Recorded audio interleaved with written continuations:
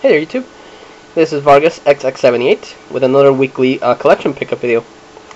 Sorry if I sound kind of weird or if I speed it up, but I'm going through a bit of a cold right now, so I'm kind of out of it, but still picked up some neat stuff I want to share with you guys, so let's get started. Went for my monthly comic book run, so I picked up some comic books. Love me my comic books. First one is Amazing Spider-Man 639, continuing the One Moment in Time storyline, which, I'm sorry, but it feels like a slap in the face to all the Spider-Man fans. Seriously. I hate that they broke up Peter and Mary Jane. They were the only second working couple in comics, and you would think they reveal stuff that's important or interesting, but no. It's just horrible. Picked up Amazing Spider-Man 640. This one tries to explain how Peter put the genie back in the bottle after revealing his identity in Civil War. Picked up Brightest Day number 7.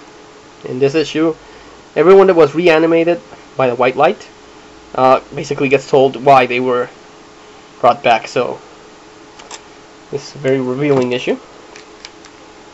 Brightest Day number 8 with a really cool hot girl cover. Batman 702, concluding the missing chapter storyline, which takes place between the end of Batman R.I.P. and Final Crisis. Justice League of America issue 48, concluding the crossover between JLA and Justice Society of America. Now this one I picked up because I really dig the Marvel Zombies. I really like the concept behind it. I don't know what it is about it, I just think it's cool. So when I saw this one announced, I thought, wow, another chapter, let's pick it up. And it's called Marvel Universe versus the Punisher. But it's actually a separate story. It's similar in the sense that a virus plague swept through the Marvel Universe, but instead of turning everyone into zombies, they kind of de-evolved everyone and turned them into cannibals. So there's tribes and, you know, people eating other people, and the only one unaffected is the Punisher. But the only reason for that is because the Punisher actually released the plague, so now he feels guilty about it and he's trying to fix it. But it's a very nice series. And this is issue 2 of 4, wherein the Punisher takes down the Hulk, believe it or not. Because like I said, they are not zombies. They are just de-evolved. So, pretty nice. Picked up Simpsons Comics 169. Gotta have in my Simpsons fix. Superman 702, continuing the Walk Across America run by J. Michael Straczynski, or Grounded. And say what you will, I really dig J. Michael Straczynski's work. I'm really liking what he's doing with Superman. Superman Batman 75, the series that just keeps dragging on and on, but this is a nice issue, and it features the Legion of Superheroes, so yeah, still think they have to cancel. Now, I'm a big fan of what-if stories, but DC doesn't have a what-if line, it has an Elseworlds line. Elseworlds line. And they're starting to come out with books again. And this is Superman, the Last Family of Krypton. L on Earth. This one deals with what would have happened if Jor-El was able to build a ship big enough to carry him, his wife Lara, and Kal-El to Earth. And it's a very interesting concept. I'm really liking this, and this is issue 1 of 3, so I have 2 more to go. Finally, Astonishing X-Men 35, concluding the storyline where someone's breathing Sentinel Brood things. The artwork's pretty cool, and the writing is also good. I just wish it didn't take so long for these books to come out. And I don't know if this is the last book, but because they already came out with the miniseries, so I don't know what the future is for Astonishing X-Men. Picked up X-Men Legacy 239 with a really cool Magneto cover. This series is now focusing on a small band of X-Men traveling the world. And Uncanny X-Men 527 with a really nice Namor and White Queen cover. One of my favorite series, as I mentioned before, Witchblade 137. The artwork is incredible. The writing is incredible. And this issue guest stars a character from Top Cow called the Necromancer. So.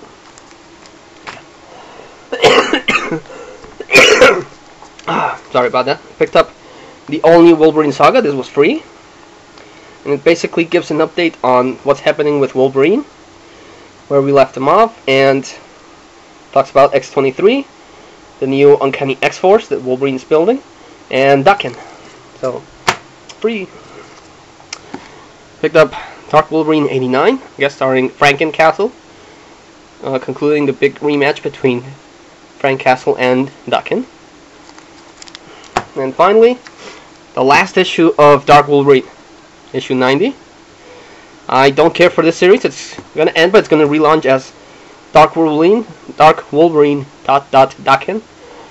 But I'm not picking it up. Don't like Daken as a character. Picked up Wonder Woman 602. Like I said, love what J. Michael Straczynski's doing. So I'm going to continue with this series. Picked up Monthly Shonen Jump, issue 9, with a really neat Ultimo cover. And this book actually came packaged with a free shiny Yu-Gi-Oh card. It's the Malefic Stardust Dragon. And picked up some games. Picked up for the PlayStation 1, Crash Team Racing. It's a nice Mario Kart clone.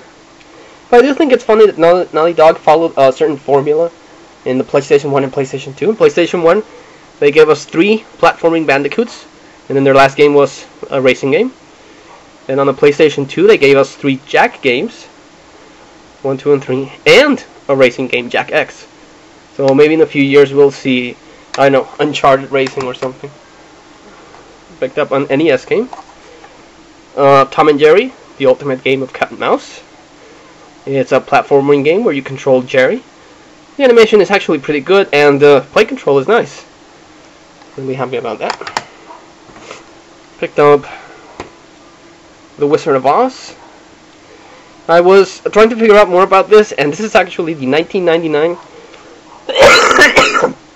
re-release. The first time it came on DVD, it was only the movie. This is the re-release with a bunch of extras. It comes with the soundtrack, and even comes with making a behind-the-scenes documentary starring Angela Lansbury. So, really glad I picked up The Wizard of Oz because it's a classic. Picked up Deja Vu starring Denzel Washington with a nice shiny box DVD.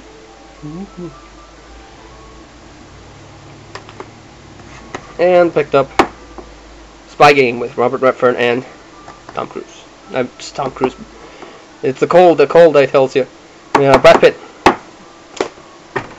Also, picked up this thing. It's the Donkey Kong Jungle Beat bongos. I already own the game, but I only own the game. Sorry about that. But I found this in a swap meet, and it's the bongos.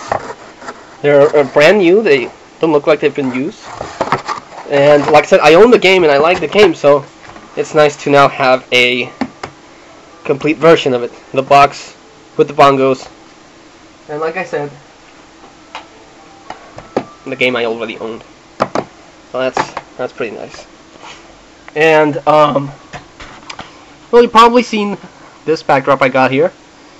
It's showing off a character that only appeared more like one full page spread and a few panels afterward, and it's Black Lantern Batman.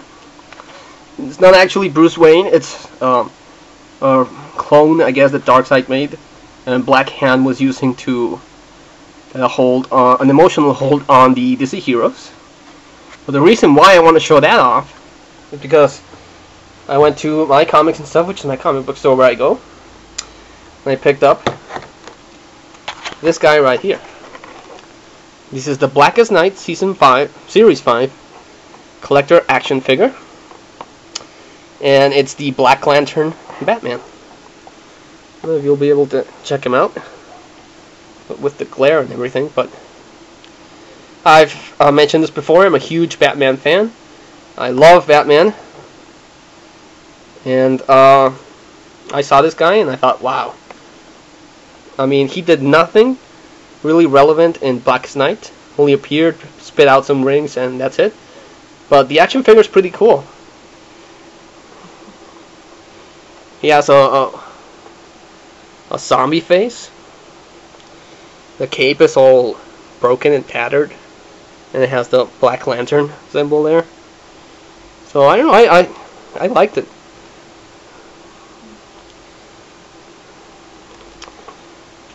So this is a very nice addition to my Batman collection.